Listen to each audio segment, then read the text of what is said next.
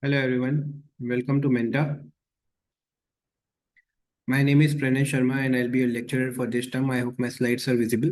The topic that we'll be considering today is arithmetic progression, and this is going to be a practice session. So we'll be learning more or less in terms of practicing particular stuff with respect to the question dynamics that is being stated. This is how the roadmap is looking like. We'll be understanding the nth term of an arithmetic progression, followed by summation of nth term of arithmetic progression, and then we'll be applying formulas to real life situation based on instances. So let us get this started. I'll be using a mixture of Hindi and English both, so that you people will get a clarity of what it is, right? As per earlier requests by a few parents that I should be using Hindi as well in my explanation part. All right, so we should get this started. We know that if suppose something is given to us and someone is asking us to calculate nth term of an AP, then that can be calculated as A plus n minus 1 D, right? However, in this case, they're asking us to calculate kth term. Kth term means instead of nth term, they are replacing it with k. So if I'll be replacing this with A, I should be writing it as A subscript k. So it will be first term plus this n should be replaced by k. So it will be k minus 1 times t. All right. So the appropriate answer to this will be option number 1. This is how an AP is going to look like. Now, what exactly an AP is? Let us consider an example as well. Suppose if we are given with this, right? This is actually a sequence. I'll tell you what exactly a sequence is and how we'll define a series.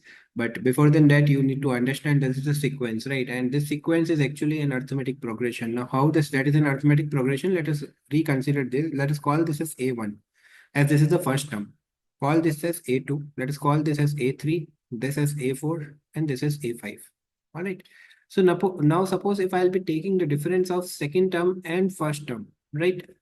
What it will be? 2 minus 1, that is nothing but 1. If I'll be taking the difference of second and third term, then it will be 3 minus 2, that is 1. Now again, I'll be taking the difference of fourth and third term, then this will be 4 minus 3, 1. So if you can observe it very clearly that the common difference at each particular point in time will come out to be constant. So I'll be calling this as common difference, right? Actually, I've called it as common difference, but this is nothing but the difference that is common in between the consecutive terms. So I can redefine this as A2 minus A1 should be equals to A3 minus A2.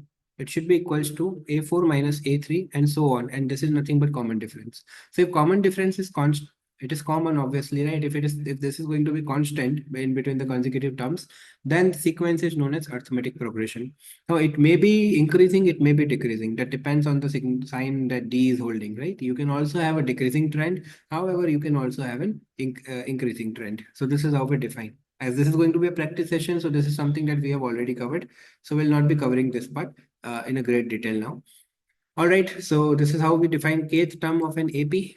All right, A plus n minus 1D. Now let us take an example. First term is what? A only. Second term is what? A plus D as per the example that I have cited here. Third term is what? A plus D. Can I write this as A plus 2D? Right? Fourth term is what? A plus D plus D plus D. A plus 3D. Correct? So if you can observe this very clearly, if subscript is 4, we have a coefficient of D as 3, right? That means 4 minus 1. If the subscript of this nth, whenever we're defining nth term, if the subscript is 2, then here we have a coefficient as 1, right? So if suppose we'll be generalizing it for n. So it will be an, which should be equated to a plus, this will be n minus 1. We need to subtract 1 from it, and then we'll be multiplying it with t. So this is how we define n term of an AP. So this is how it is going to look like. Now suppose if this is an AP, it is being given to you. They are asking you to calculate the common difference. It will be A2 minus A1. A2 minus A1 is option number second. So this happens to be the correct answer. Solution is very well stated. From the next term, you will be subtracting the current term, right? This is how we calculate the common difference. That is it. Now let us move to nth term from the end. So how do we calculate nth term from the end? In last class I have derived this, but this time we'll be directly writing the formula. It will be L minus n minus 1 d. L stands for last term, n stands for nth term, and d is the common difference. All right. So this is how you calculate AP nth term from the end. All right. Let us take an example.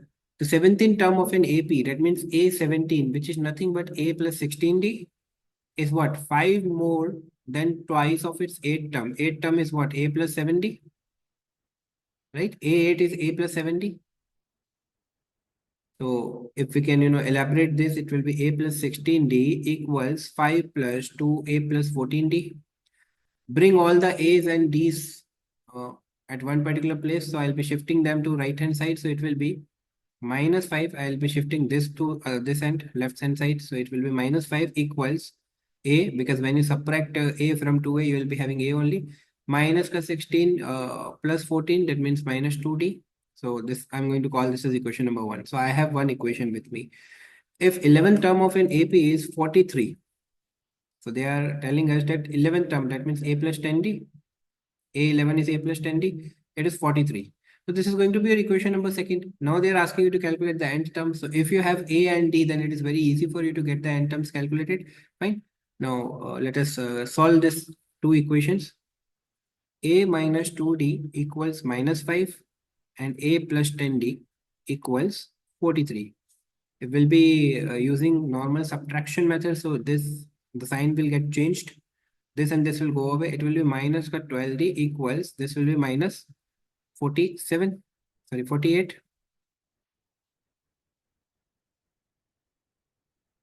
So D will be 48 by 12.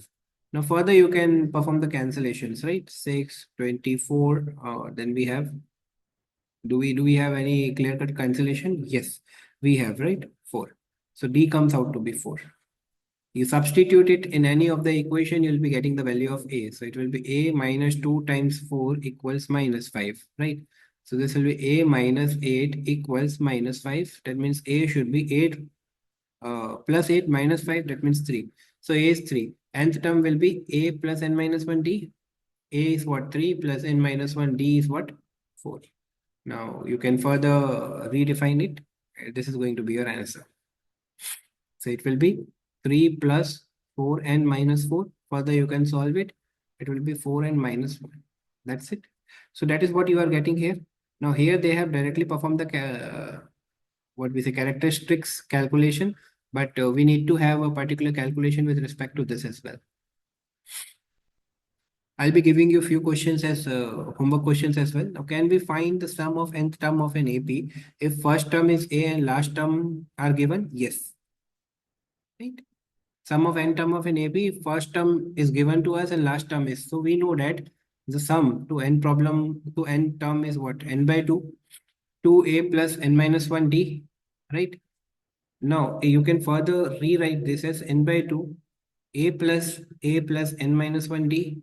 If you can further redefine this as, this will be L and this can be treated as L. So this comes out to be n by 2 times a plus L. This is how you define sum to n term. So this is one way in which we express something, right? Further, you can retrace back to this particular statement.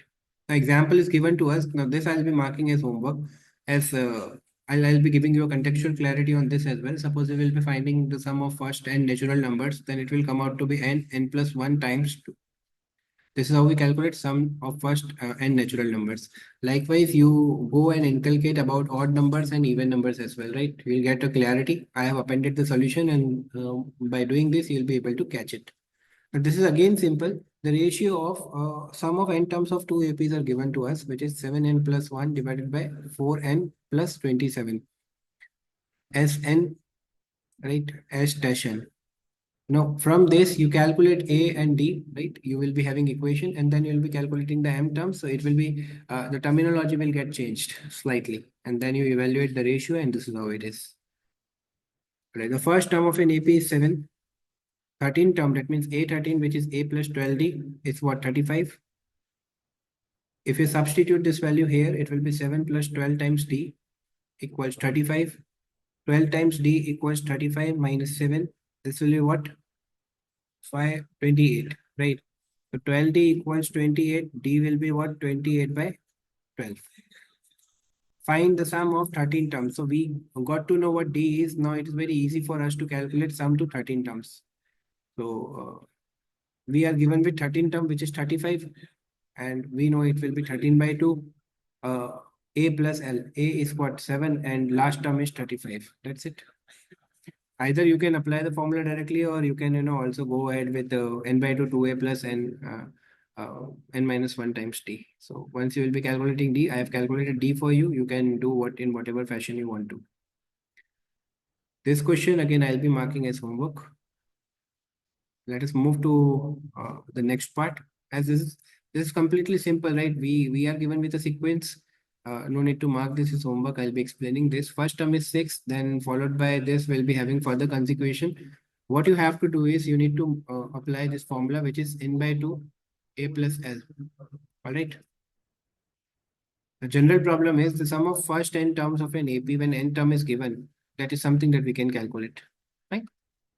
So this two terminologies we are already given with. You just need to go through with what it is, and then once we'll be going and knowing the exactness of the things, then it is very easy for us to inculcate further. Thank you so much for valuable time. Bye bye. Take care. Stay safe. Bye.